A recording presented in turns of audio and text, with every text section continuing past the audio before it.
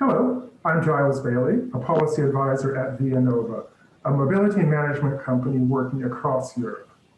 As part of our industry engagement and thought leadership work, we've been running a series of webinars about the most topical mobility issues. This is the 9th, and the others are available on our website. We have already been witnessing changes in global mobility brought about by new business models, innovation, and micro-mobility. This is as well as supporting but challenging classic transport modes. It is all within the context of the UK government enabled when the UK government enabled e-scooters to be trialled across cities in England beginning early in 2020. The first of these trials to go live was in Middlesbrough early last summer. Subsequently, we have over 50 local authorities with 10 e-scooter operators in operation. These are, however, trials, and the DfT continues to evaluate shared e-scooters pending a now spring 2022 review deadline. Personal e-scooter use in the UK remains, as it has always been, illegal on public roads and pathways. However, the devices are increasingly becoming common. So how does the UK consider and manage these increasing range of mobility options? Which forms offer real mobility benefits, as well as how can they be deployed in ways that protect wider needs for society and reflect the limited amount of pavement space? How do these devices, including e-scooters, work with classic modes of sustainable transport? And how should local authorities do more to integrate these modes across the wider sustainable transport offer? So a few thoughts to get to introduce us, and then we'll go directly into our excellent panel. And again, to start with, e-scooters became legal for sharing just over a year ago. And again, it's part of a wider conversation on future mobility zones, new investments in sustainable transport, and innovation across the mobility space within the UK. That said, clearly we've had the trend over the last year and a half of dealing with the pandemic, and more importantly, how it's changed transport usage and will continue to change transport usage, and how people reflect, consider, decide on which modes they wish to use. Again, thinking of the future beyond COVID, it's quite a changed and challenged transport space. And there is also the wider conversation around decarbonizing transport as part of the net zero deployment within government and policy in the space. But again, it's also important to think about, it's not just the big cities, it's about smaller villages across the country, about new developments on the fringes of cities or around smaller towns, but also to think of industrial zones, other types of land uses where shared micromobility may be relevant in the decision-making around future mobility and e-scooter use. So what's next? Again, we're already starting to see changes in the landscape, dedicated lanes that include e-scooters. Some boroughs, for example, this one in London, reacting to trying to clarify where e-scooters can and cannot be used.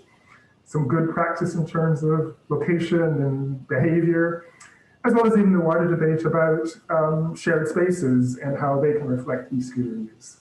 And some people are feeling that the UK could be an e-scooter leader in only a few years once we learn from the lessons from this trial. So, to get us started, again, we're going to have 4 short presentations, about 5 minutes each, a bit of conversation after each. We'll go through the entire panel, and then we'll have a wider discussion at the end. Please type your questions into the Q&A box, and I'll bring those into the conversation with the panelists. Firstly, though, I'd like to introduce Ian Achurch. He is currently the Head of Economy and Strategy at the new North Nottinghamshire Council. He had previously held an equivalent post in Northamptonshire County Council prior to local government realignment in the region earlier this year. Ian, over to you. Thanks, Charles. The next slide just outlines what I'm going to cover. If you just move on to the next one, please, Charles. A bit of background to Northamptonshire trial in terms of how do we get there? Why a trial? How it works, and then importantly, well, what have we learned so far, including some of the challenges, and importantly, looking ahead to the continuation of the trials and what more we want to learn in the short and medium term. The next slide, please. In terms of, well, the transport context for Northamptonshire, it's typical of much of the UK, high car dependency, major growth. Just today, the Oxford-Cambridge ARCS consultation document produced by government proposing increased development or the potential for increased development. The danger is that brings more and more cars. So however jobs grow, housing grow, car growth exceeds both those, partly driven by the kind of dispersed nature of development. We have poor public transport, we have low levels of cycling. We have had some direct interventions, such as the picture on the right-hand side is a Cycle Connect scheme, but we've had very patchy success. It was kind of costly to set up in terms of infrastructure. It brought liabilities. We're not experts at running schemes such as that. It was costly in terms of ongoing running, and it wasn't as popular as it needed to be, and therefore it wasn't commercially sustainable. We have limited resources, so we can't afford to keep doing that. We can't afford to keep trialing things which expose us to kind of financial risks. But we have a climate emergency and we do need action. So we were in a difficult position 18 months or so ago, looking for answers. I'd spoken to various cycle schemes which were successfully up and running, but nobody was really interested in coming to Northamptonshire. Next slide, please. Why here? Well, it's new mode. It's exciting, no cost, easy to set up. We didn't have to invest in significant capital. There were no ongoing running costs for us. Opportunity to collaborate with an operator. So they take the risks, they kind of set it up, and we can learn from it. We had the opportunity to test different use cases. So three we were interested in when we spoke to DFT were park and scoot, how scooters could work on a campus, whether it's a hospital or an education campus, and also out of town shopping. So we wanted to test different use cases, gather data and insights, and we could respond to a climate emergency. And what we wanted to do, if you can do it here, you can do it in other places. So rather than, we're not a Manchester, a London, an Oxford or a Cambridge or Milton Keynes where trials tend to work, but we're really keen to demonstrate to everybody, government and operators, that you can run things in places like Northampton. And if you do it here, you can do it probably in another 100 towns and cities across the UK. Next slide, which, please, Giles, next one. That's it. So our trial is unique in the fact it crosses 7 towns, 5 operating areas. They range in scale from less than 40,000 population up to almost 250,000. We launched in September with Voi. We now have over 44,000 users, rapidly approaching 1 million rides in those kind of 321 days since the launch. So the numbers are really, really impressive, which is really encouraging. And the kind of those variety of towns reflect the use cases. We want to gather genuine learning to see how smart city and carbon zero kind of best practice can be applied across a whole area rather than just in the biggest places. Next slide, please. Quick slide here on the legislation around the trials. So they are heavily regulated. I won't, in terms of speeds, weights, all the operators, which George will no doubt come on to, are heavily kind of regulated. So I won't linger on this slide. So next one, please. This shows the type of vehicle that Voi operate in Northampton. So I'm sure that Georgina will cover that kind of detail. So I'll move on from that one. This is really interesting because what we do, we work with Voi, and I'll come on to this on a later slide, a bit more detail, to use geofencing technology to identify no riding zones, slow speed zones where scooters can't park. But where we do want them to go, so we can incentivize working with Voi, agree some rules and incentivization for users, and we can obviously designate the operating zone as well. So geofencing is fantastic. in terms of scooters. It's the kind of technology that I wish we had for cycling. We'd be able to gather so much more data that we really struggle with in terms of other modes. But public transport as well, we're totally reliant on operators. It's very difficult to get data. We get a massive amount of data from the operator, which is fantastic, but it's not without challenges. So all those numbers, over 700,000 rides, do bring challenges. Next slide, please. The main challenges is parking. The North Hampshire trial is free floating, which means you can park anywhere. In terms of that, people think there's clutter in terms of scooters because they are parked they must be on the path, but they can't and parked neatly, but they can be outside your house or outside your place of work. It's not a not to docked scheme, and it's new to Northamptonshire. It's very disruptive in terms of it's not the status quo. So there's education there in terms of the public, but also in terms of users to park the scooters neatly. We've introduced 15 parking racks. We will be introducing floor markings as well. Every rider now has to take a photograph at the end of their ride. And if it's a poorly parked scooter, they receive a warning and then a fine. And we get data, weekly data from Voy. So this last week, 80% of scooters were parked neatly and well, which is great, and that's an upward trend.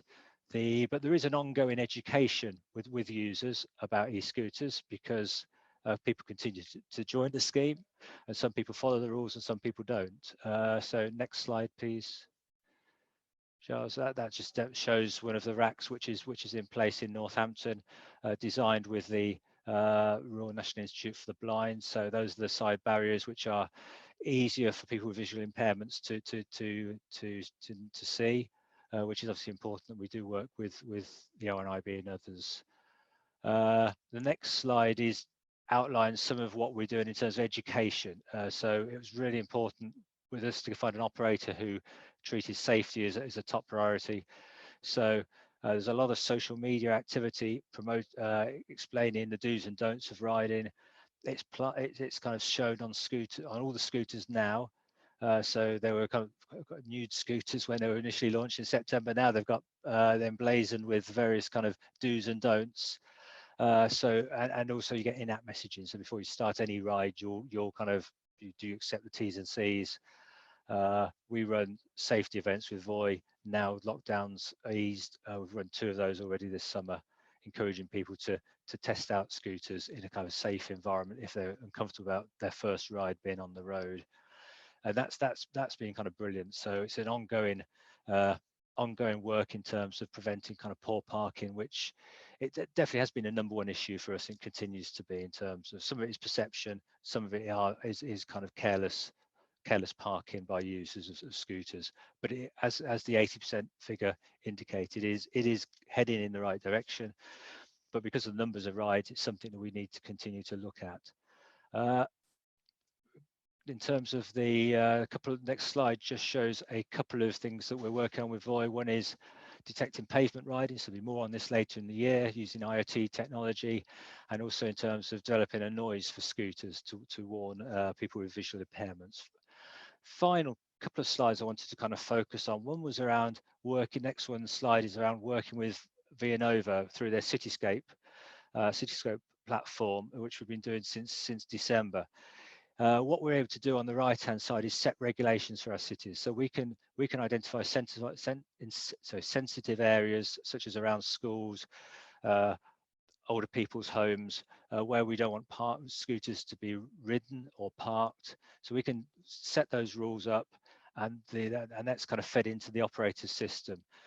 So we can create these city regulations. We can monitor compliance. The Vianova platform gives us weekly reports, so we can see where there is non-compliance, and we can raise that with the operator. We can make modifications if there's complaints. We can modify those rules. So it's a fantastic live insights it gives us in terms of how the service is working, and we can also undertake deep data dives to look at those use cases that I mentioned at the start. Final slide. Next. Lessons. So if I was doing this again, what's really important for if there's other authorities that are thinking of this kind of journey? Well, strong leadership is key, because we had a really bumpy first a couple of months. I think Coventry decided to kind of back away, but you do need strong leadership. Working with Northamptonshire Police has been great. They're really important in terms of testing the operator, trying to break systems in terms of potential illegal sign-ins. Been great working with them. Fantastic insights in terms of data and the wider use of it for whether it's developing local cycling, walking investment plans. We've got data now that we can use for those.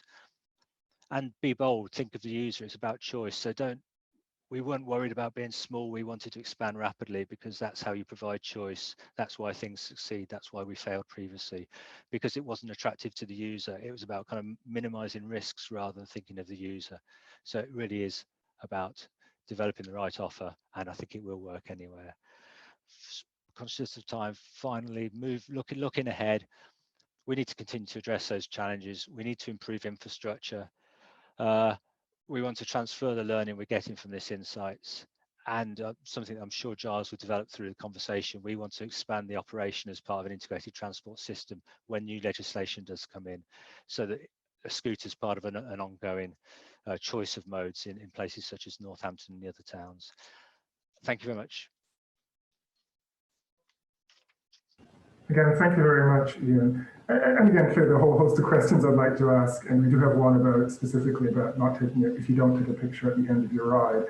But the broader question, well, if you could answer that one as well, but the broader question I'd ask you as well, though, is maybe a comment a little bit more on this broader issue of data and access to data in planning, transport, and mobility versus the broader situation which you were in beforehand. And again, just a little bit more on the narrative of that would probably be interesting for the audience. But if you could also answer the specific question, if you don't take a picture at the end of your ride, what happens? If you don't take a picture at the end of the ride, you get a fine from the operator, so you'll receive a fine. In terms of the data is really useful because what it does, it's data that we can understand in terms of demand, how people move. So if we are going to introduce infrastructure, we know where we should introduce it. So where are people likely to travel? So if, for example, we're bidding for active travel funding, rather than thinking, well, this might be a good location that people would want to use, we've actually got data from the operator to understand, how people want to kind of commute, how their leisure journeys. It's kind of great insights. It's kind of giving us, and also we can understand the impact of changes. So if we do make some changes, we run a campaign, what impacts that actually had. It was also fantastic during lockdown because a number of our businesses run shift patterns. We were telling people not to use a bus, not to share a car. So how are they going to get to work? The scooter trials were really helpful for that, particularly to get it to manufacturing businesses, which were impacted during lockdown. Excellent. Again, thank you, Ian. And we'll come back to a whole host of other issues as we go forward into the debate. I'd like to move on to our next speaker now. And this is Councillor Johnny Fasilides, representing the Royal Borough of Kensington and Chelsea in London. Johnny is the lead member, Planning and Transport. It's a post he's held for the past year, and he's also been a local councillor for 3 years. Johnny isn't using slides. He's just going to talk to us and explain in the next 5 minutes some of the issues and experiences within the Royal Borough of Kensington and Chelsea. Johnny, over to you. Thanks, Charles. So yes, we've been among the core participants of this first phase of the London e-scooter trial, alongside Ealing, Hammersmith and Fulham and Richmond, and we've seen other Canary Wharf and ride-throughs through Tower Hamlets as well. I think it's something we're all getting used to in London. We've been a bit behind the curve, I think, on balance relative to some other places, but there's good progress being made now. I think for local authorities, though, the fundamental point is that we can't uninvent the technology and that we need to find a way to make it work because we need to accommodate any new sustainable or more active modes of transport. And I think e-scooters are going to be part of the mix for a long time to come. The first thing I think is that we do need a much wider coverage across the city because what you need is to be able to ride through from one borough to where your destination is likely to be, whether that's from home to work or to see your friends, so that it's a more practical choice. And that's still a challenge that I think our capital city is grappling with. But in our borough, the approach has been to try and identify locations for suitable docking stations. So one of the natural tensions has been how we site them, whether they're on carriageways or footways, whether we use parking bays or we sort of on pavement build-outs. And we've tried to take quite a pragmatic approach. We're trying to locate stations in and around tube lines and bus stops and things like that, so that if you are using it as a connector within your journey, it's something you can do quite easily, and so that more or less every ward, every neighbourhood in the borough can access e-scooters if that's how they want to travel on the day. We've been meeting a lot of residents, and so far the reaction has been probably a little bit mixed, which is understandable given that it's a fairly new piece of kit for most people. I think the biggest concerns that still exist are probably around, and I was talking to Dot about this only last week. They're one of the three companies that are running this pilot in London. One that we hear about quite a lot is pavement riding, which I think we still need more action on. And I think one of the things that could make the e-scooter trial more successful is if there was a sufficient enforcement presence around the city, that people were persuaded that if there are those who are breaking the rules, it will be dealt with in an appropriate way. And then the other is just things like double riding, which is, I mean, I didn't quite know what that meant when I first heard it, but actually I gather it's sort of having two people on the same scooter. Perhaps, you know, if a date goes that little bit too well, you might be tempted, but more generally, that's the kind of thing that can result in really serious injuries. So trying to make sure that the education is there, that there's a sort of live safety test that people have to pass before they take out a scooter for the first time. But those are the kinds of things we tend to hear from constituents. Having said that, we're seeing use grow. We have access to TfL data fairly regularly in terms of seeing which bays are working best, where the demand is. And we're also talking to the providers themselves, so that if there are issues that we can resolve with them, that can be done fairly quickly. At the moment, there are 20 or 30 bays across KNC, but we're looking to ramp up that network, and we'll need to, I think, talk more to ward councillors when we do that. Given the pace at which we acted to become a core participant earlier this year, there was probably less consultation than there might usually be. But going forward, I think local authorities need to reckon with how they're going to consult. And I think my concern would be if e-scooter issues were conflated with some of the issues around pavement cycling, which is frankly one of the things that comes up in my mailbox more often than almost anything else. Surprising as that may be, given as wide-ranging a brief as transport to have. I think so far we're seeing good. I'm particularly looking forward to places like Westminster taking part in the pilot. I think they're starting next month, because again, that's a journey that's really commonly made within our borough.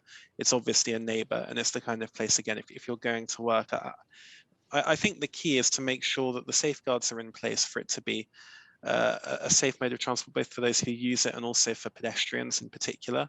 And then just to achieve the kind of coverage necessary to make it a practical choice. So I think those are the key messages from us. But no, we've really enjoyed being part of it, and it's good to see people kind of trying something new. I've met lots of people that have given it a go over the last few weeks and are now starting to do it more regularly. So that's sort of a bit of an overview in terms of what we've been doing recently. But I'm obviously happy to answer any questions. Excellent, Johnny. Thank you very much for your insight. A range of questions again, but I'll probably start with the one. Clearly in London, there's lots of transport choice and lots of public and ways of getting around. How would you describe or propose e-scooters fit into that choice? And what is the narrative around choice in terms of mobility where e-scooters you feel have a role? Well, I think it is exactly that. It is about choice. I'm not somebody who wants necessarily to see the preeminence of a particular form of transport. I think we should be aiming for more sustainable and active modes in general, but clearly there'll be a role for lots of, sort of, whether it's buses, trains, electric vehicles, bikes, scooters. And I think it's just about having that mix in a borough so that they're all realistic choices for people. You need to have a network that allows people to make the journeys they want to make, because people aren't going to go in sort of circumnavigate their journeys in order to take a scooter. So what we need to do is rapidly build up a base of stations across the city that cohere with people's travel patterns. And that's something that actually at a pan-London level, whether it's TfL or London councils, there should be reasonable data for. So I think it's really important that we make sure it's something people can do easily, that's accessible and that's safe. But just in terms of being part of that mix, and I go back to what I said at the start, we can't uninvent this. It's a way that people do want to get around. So we need to find the best way to manage it in a way that's sensitive and responds to people's needs.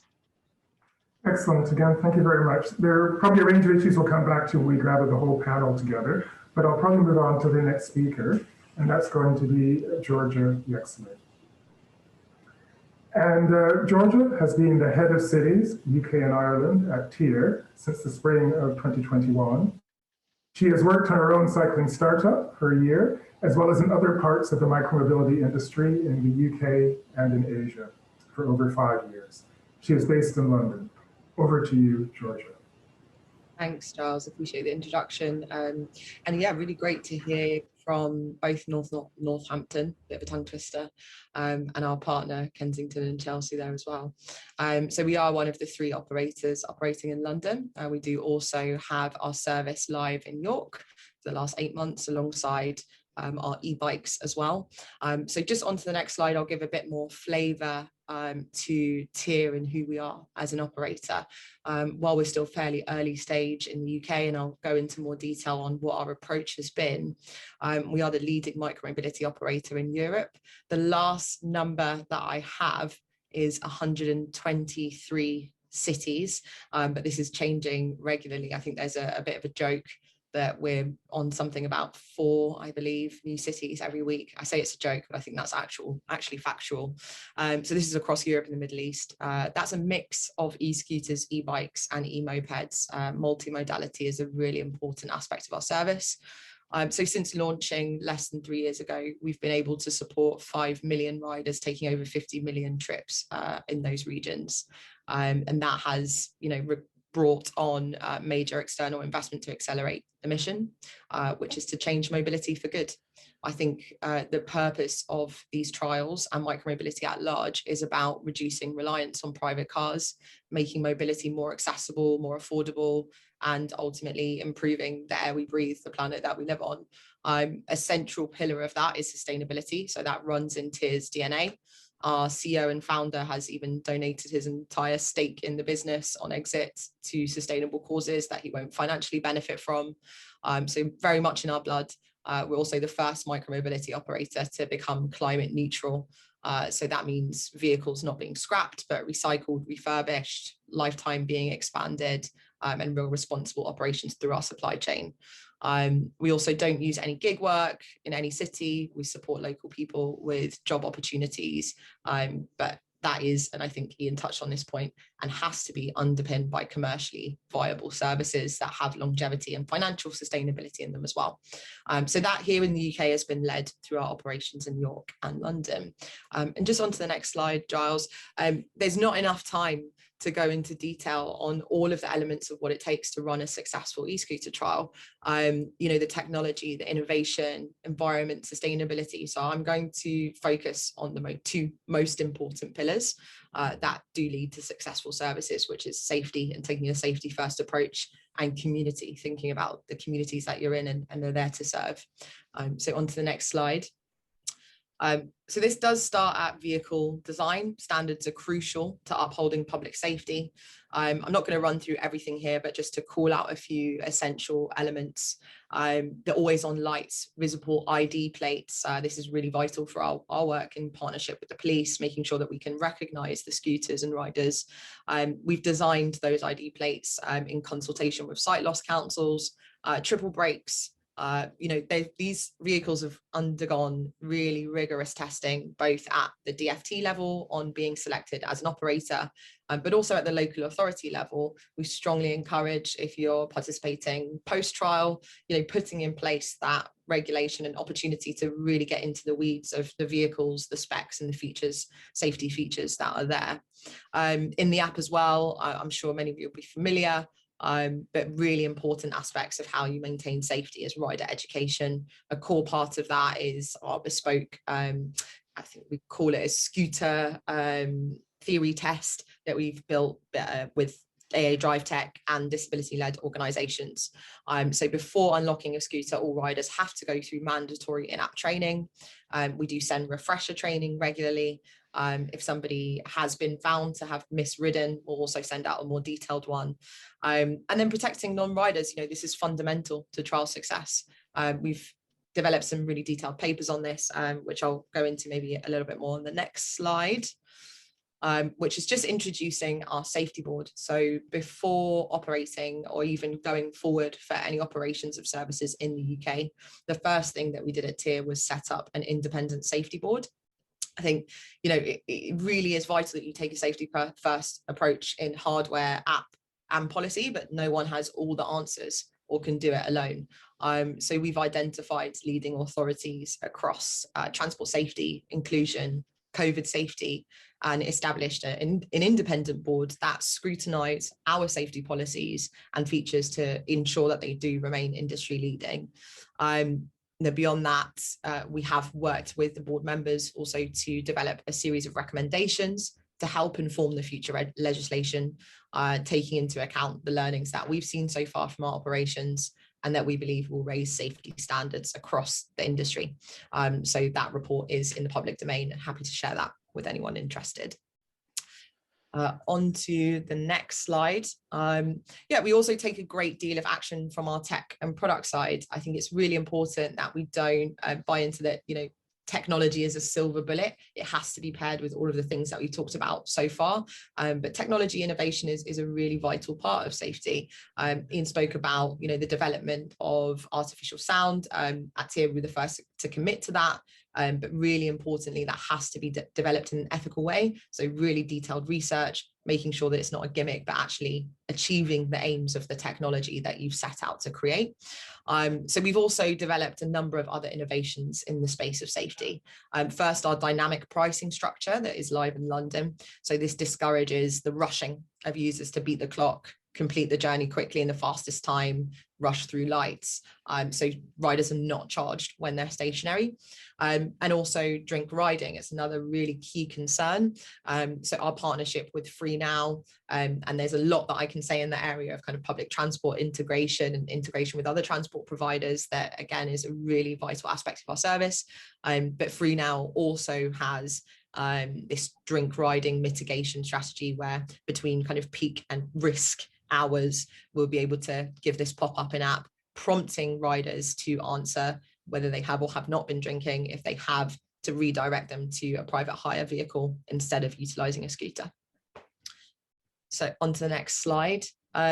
Education, really vital. So as part of our bid for London, we committed to a multi-million safety and education campaign. These are a few examples of the bold advertising, letting people know how to ride these safely, legally, to stay off pavements, not to rush. And that has to be paired with these physical events as well. I'm really happy that we're able to kind of hold these. We do see new demographics, different people with different barriers to access approach us and be able to kind of participate in utilizing these vehicles in positive ways when we set up these physical activations. So we will, alongside this huge activation that we had in a central location in London, we'll have pop-up events across the summer to educate, engage and enthuse people about how they can use e-scooters for their benefit. So alongside, hot topic, inaccurate parking is not only a cause of untidy streets, but it can be trip hazards for pedestrians. This is about safety of the wider public. Now, it is common practice in the industry to rely on GPS technology, but in dense urban environments, GPS is limited. The margins of error can reach several meters. On many high streets, that means a scooter can be parked on the road or against a shop. And importantly, I should lay out that in London, we do have, and also in York, mandatory parking locations. It's not a free floating service. But alongside GPS, we've introduced camera positioning technology. So this offers the world's most accurate parking system. which is live across our services in the UK and some future services that we have planned as well. Now that ensures an accuracy of below 20 centimeters to where you have parked the vehicle, and you'll only be able to end the trip if the scooter is accurately parked, and that's confirmed using the scanning technology. And that's in the process of rolling out across London, and it's live in New York now. There is a short video here. I don't know if I'll have enough time to play it. Giles, up to you. Or we can go on to the next slide. Perhaps if we could go on to the next one, because I'm keen to get to questions and debate. Happy to send out links to how it works. It is quite snazzy. To protect pedestrian walkways, the City of Paris requires e-scooter riders to park in designated areas. Apologies, I think But GPS is not accurate enough to detect if an e-scooter is parked correctly. So to your partner, I think it's coming under. There you go. Yeah, thank you, Jerry.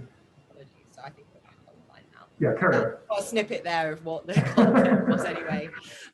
So yeah, community, onto community, demystifying our operations and our vehicles, meeting groups, community groups that could potentially be most concerned about the arrival of shared mobility is really key in the role of our city managers. So at TIER, we have a dedicated team that work on partnership with the city. In London, that is at even a borough level. Also within that team, we have a dedicated person working with the police and safety enforcement teams. And a key role of that is that community engagement, making sure that we are listening to those concerns firsthand, that we're protecting the safety of the cities that we operate in and live in, and making sure that groups feel heard and are actually proactively involved in making sure that these services are serving benefit to as many people as possible. You know, this is really about protecting independence of people and confidence in their local environment. On to the next slide.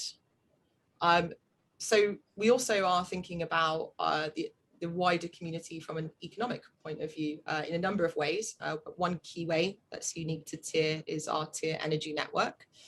So riders are alerted, and actually it's not just the kind of wider economic benefit here.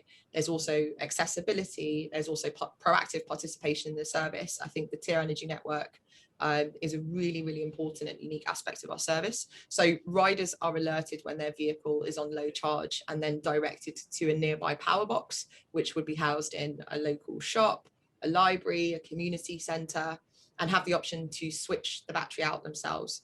Why would someone do that? If they switch, their next trip is free. So that's a kind of financial accessibility point, and participation takes about 30 to 60 seconds to do, and effectively promises free mobility to anyone that wants it. The win for the city is that you also have fewer street teams and vans, even though we're fully electric. You know, it's really important that we do reduce down the amount of operation on street that underpins looking after these services. So that helps congestion, helps air quality. And then the win for the host business is the extra customers coming through the door. So our pilot in Finland showed the average battery swappers spending about €3 each in store that otherwise wouldn't have been there. And that accrues literally to thousands of additional revenue per month for our hosts. So win-win-win. Lots more to talk about on that side of things, as well as TIER for Business. This is a unique platform that will shortly be launching in the UK. This offers discounted rides to organisational employees that sign up to the business platform. So I think in this period, as we're kind of coming back in that return to the office, people are still concerned about having socially distant and safe ways to travel. And there's a really big opportunity to turn people towards sustainable forms of transport and away from getting back into their car. So the TIER for Business platform is a really vital, again, unique aspect of our business that we'll be bringing forward in the UK. And I've tried to keep it short and sweet, but looking forward to your questions. Thank you very much, Georgia. And again, for the audience, again, if you have any specific questions, do type them into the Q&A box. But Georgia, again, you're, as TIER, operating in York, and you're also operating in London, so two quite different cities. Kind of, what could you tell the audience, who, you know, larger and smaller cities, about the role and advantages and practicalities of e-scooters, even in this trial period? And almost the compare and contrast for other authorities to learn about their role and relevance in mobility.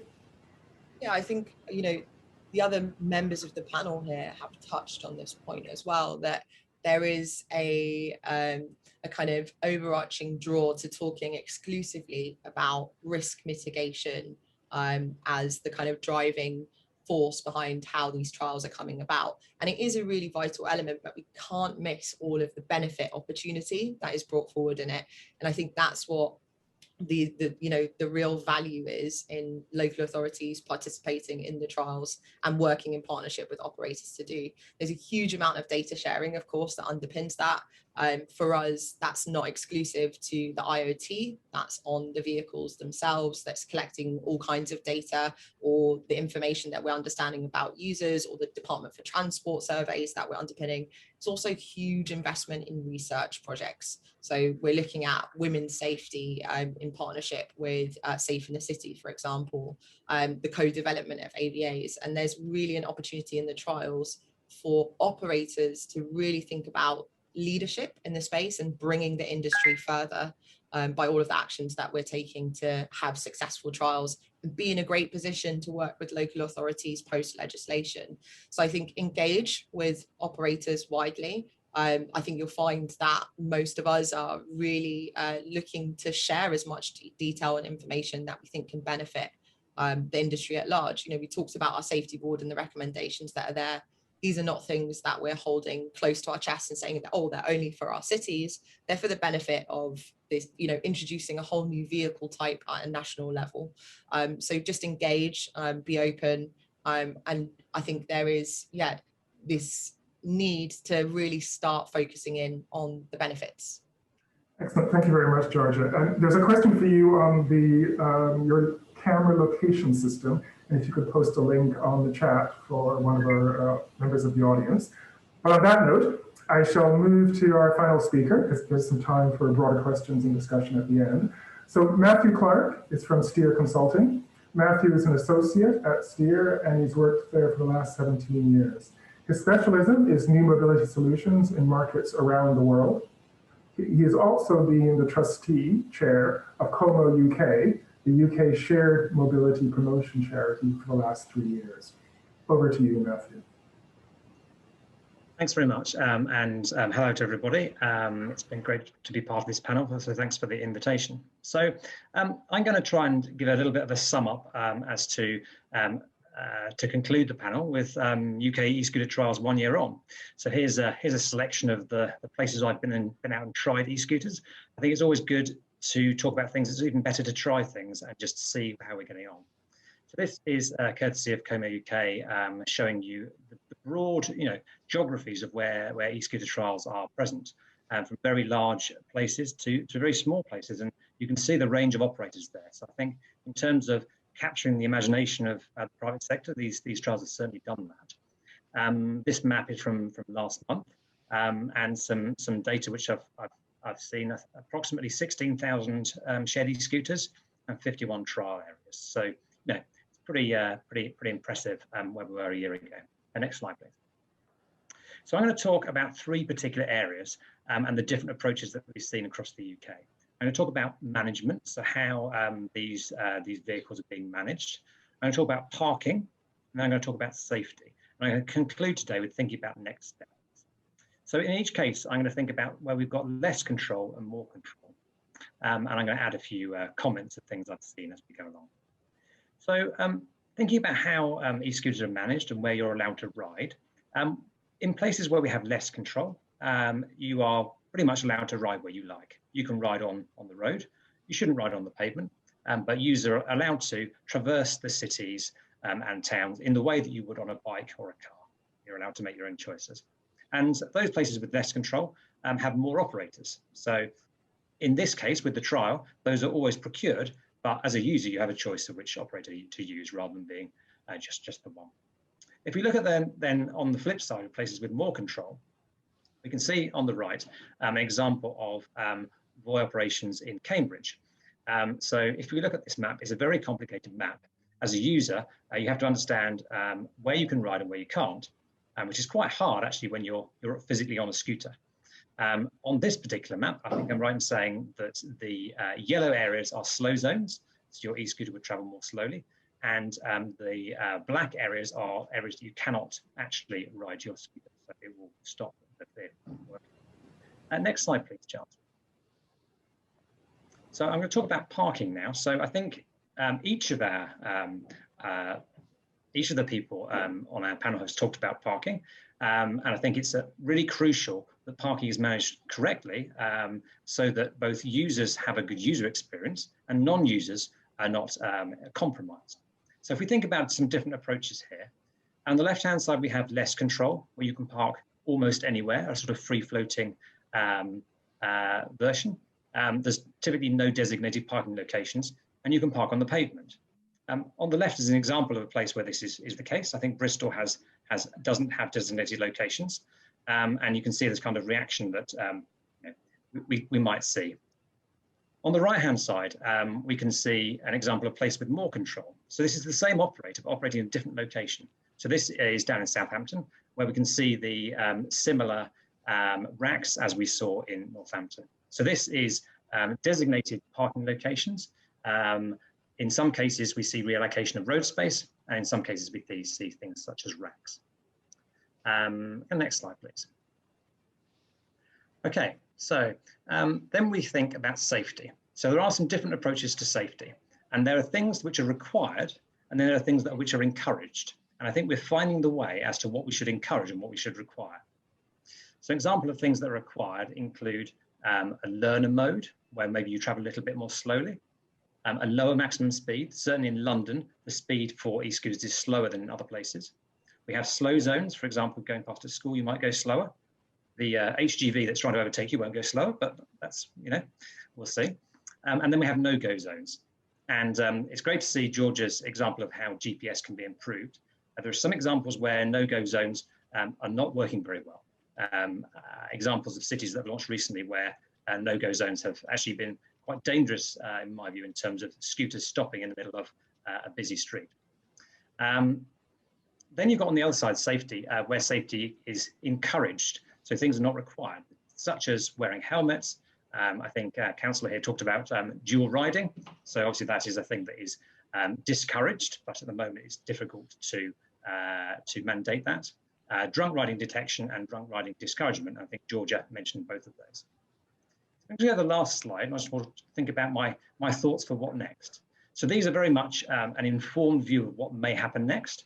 As I think we know in the world of micromobility, the future is not certain. But these are my thoughts of what might happen in 2023. So I think in terms of management, I think we'll see greater densification of fleets in the short term. So where operators have launched and have the ability to add more vehicles, I think that will happen. I think we're already seeing e-bikes complementing e-scooters. I think some of our operators have mentioned that. I think there's a danger that there's a hiatus in March 2022 when the government e-trials are due to end. And then there's a question about whether those trials will be further extended, and indeed whether the current tenders should roll on. There's an interesting discussion there. Thinking about parking, I think that we will have greater levels of parking management. I think the idea of free-floating dockless micromobility will become less common, and I think that parking will become more managed.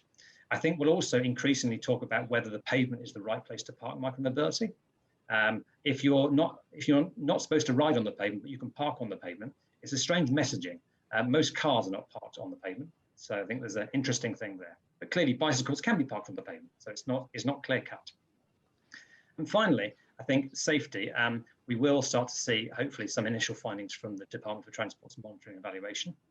I wonder if we might have some standardization of speeds, whether this is learning modes, slow speed modes, maximum speeds. I think we will have a discussion about the role of the driver's license. Clearly in the trials, you need to have a provisional license, and there's arguments on both sides as to whether that is a good thing or not going forward. And finally, I think the picture on the left, which a Twitter follower shared a little while ago, I think we will see more funding for improvements in infrastructure for slower modes. Whether they'll be called new mobility paths, who knows? But that's my thoughts of what we might say over the next year. Thank you very much. Thank you very much, Matthew. And sorry, a bit of echo. I'd like to bring in the whole panel on infrastructure in a minute, but more specifically to you, because you work in various markets in the rest of Europe and North America, how are you seeing the UK almost positioning itself in terms of its experience in shared e-scooters so far? And kind of any other lessons learned from the UK's, whether it's a competitive position or just place in the learning curve in terms of this new mode? I think that the UK has an amazing opportunity to do this right. Now, the term right is slightly subjective, but I think there's a great opportunity to learn from where things haven't worked well or have worked well in other places. I also think there's a massive underlying interest from the private sector to provide operations, as we've seen through the trials. I think the real important thing for me is how we go from trials to regularization of use, and how that works, particularly in places that are smaller and lower density. So the example of Northamptonshire, I think is brilliant. We've had trials in places such as those, but I really hope that going forward we can have those to be sustainable operations that can provide tangible benefits to people, rather than being something that appeared and then disappeared. So yeah, I think essentially great opportunity for the UK, but do look outside the UK for what's been working well and what hasn't. Thank you for that, Matthew. And again, if you have any questions, do type them into the Q&A box, and I'll work them into the conversation. I'd like to bring in the rest of the panelists now. And the question I'd like to start with is infrastructure, which Matthew alluded to at the end of his presentation. Clearly this, as Johnny had said, and as Ian had said, space is limited, small towns, London. What is the challenge, the narrative back to infrastructure and creating space for e-scooters, but actually for other micromobility modes as well? And what should we be saying to local authorities, but actually the DFT as the overall kind of regulatory body in the UK? Who would like to start off? Perhaps Ian, and then we'll go to Johnny, and then get George as an operator. Ian, do you want to talk more about the network? Yeah, it is a challenge, isn't it? Because scooters should be on the road, but there are limited kind of segregated lanes. This is an ambition to introduce much more segregated lanes, but that will kind of take time. So there's a kind of conflict there. And Johnny mentioned around parking on street.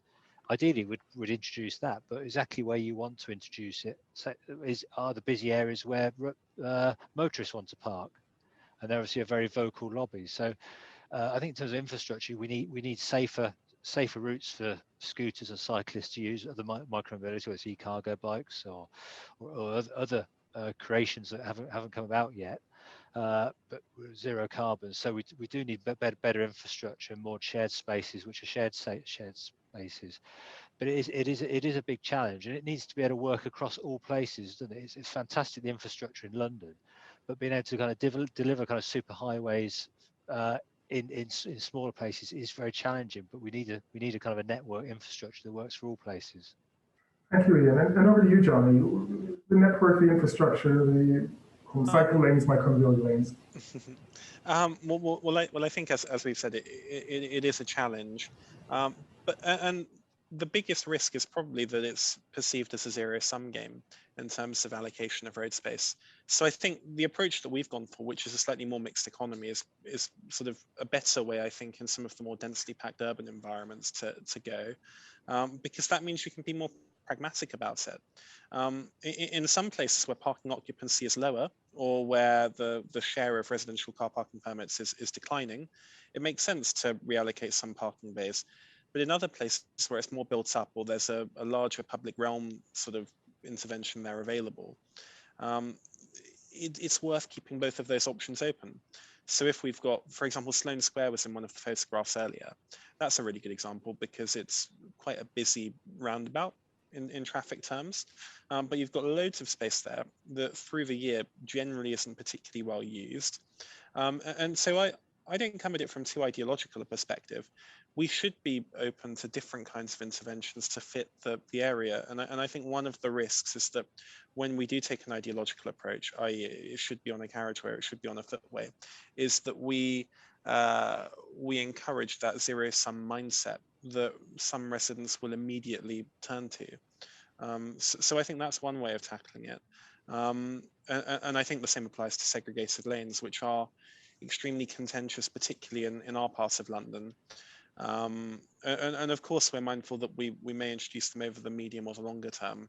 But I think it would need to be done with extreme care. Yeah, very much. I like the idea of the zero-sum game in terms of that thinking. But over to you, Georgia, as an operator, space, the lanes, what are your thoughts? Yeah, I think actually really very much agree. I think infrastructure is too often put into this kind of, it's a bit of a chicken and egg conversation. And actually the trials and wider operations of shared services, not just e-scooters, but e-bikes, cargo bikes, offer a really great opportunity to take data about how people are getting benefits out of those services, the opportunity for them, and build that into, you know, pitches for the right type of infrastructure to bring more of that forward. You know, we've had councils here, local authorities talk about having declared a climate emergency.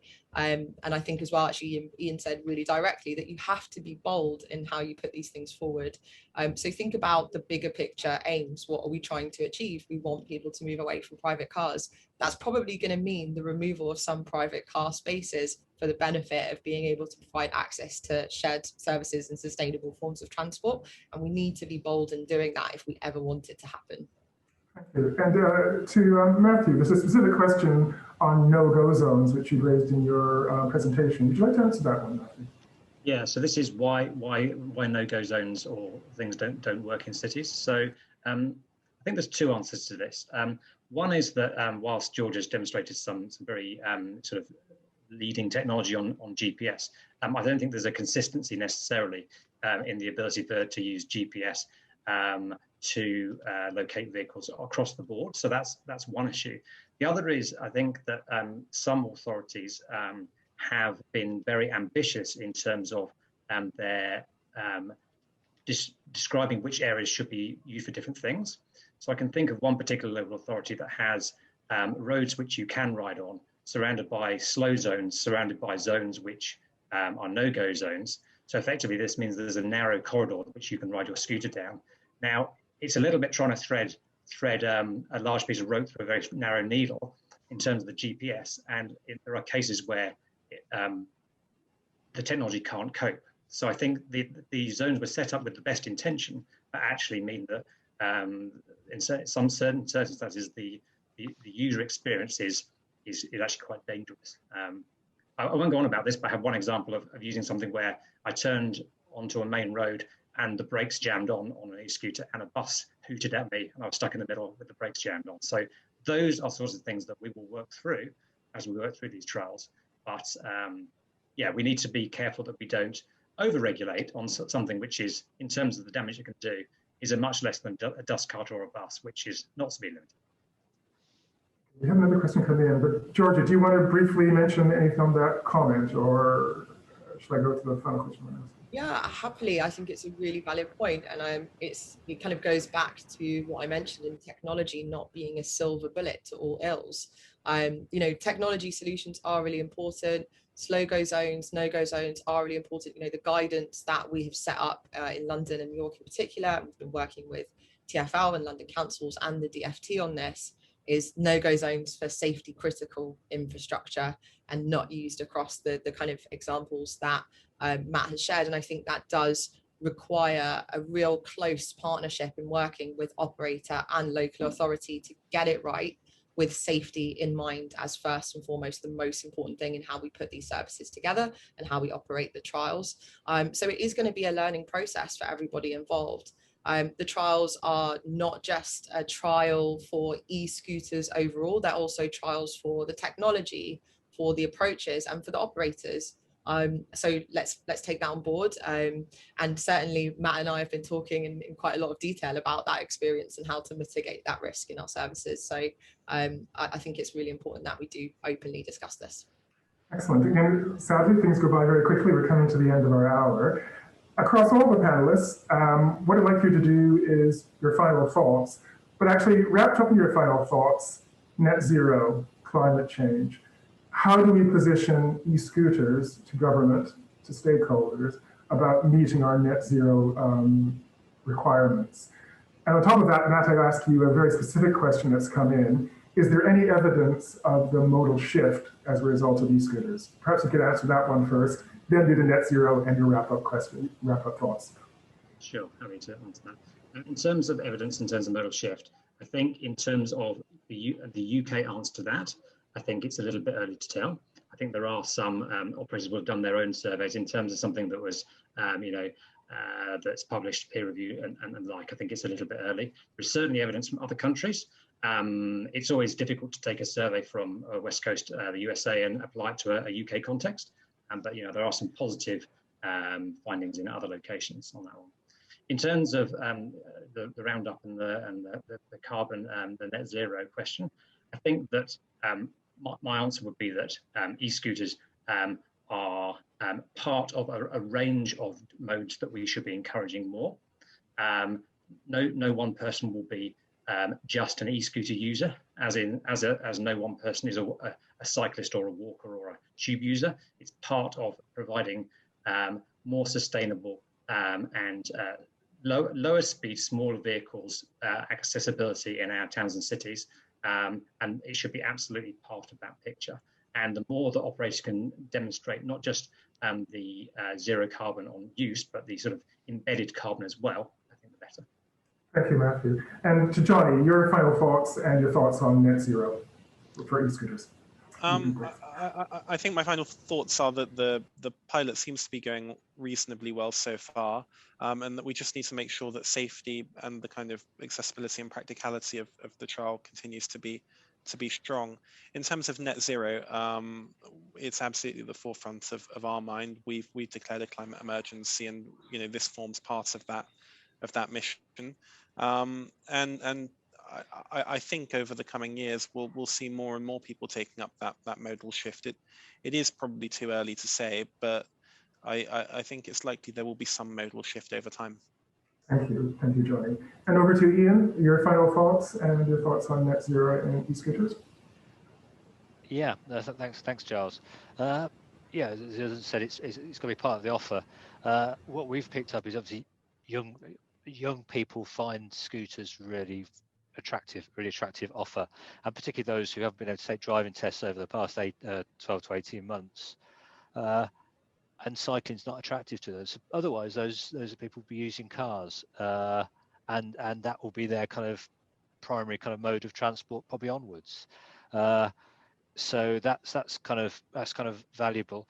We found a 38% shift. So in terms of people that would have surveyed users, and they would have driven for 38% of the journeys that undertook by a scooter. If they hadn't done it by a scooter, they'd have driven it by a car. So that gives us some data. Georgia mentioned around trying technology, and I think that's looking forward to net zero. We need data, don't we? We need data from different modes of transport. What we're gathering is lots of data from scooters to understand how well they're used and the impact they could have. It'd be great to get that kind of data from buses and from lorries, from vans, etc., so we can have a better idea in terms of that journey towards net zero and what impact any interventions are having. Thank you, Ian. And finally to you, Georgia, to be relatively brief, but your thoughts on net zero and wrapping up. Yeah, absolutely. And just to answer the question on modal shift research, absolutely, there is, and there will be more through these trials. Certainly research points are homed in around this. And as the others have said, it's not simply about, does your e-scooter trip by itself replace a car journey, but are you connecting that with other forms of transport?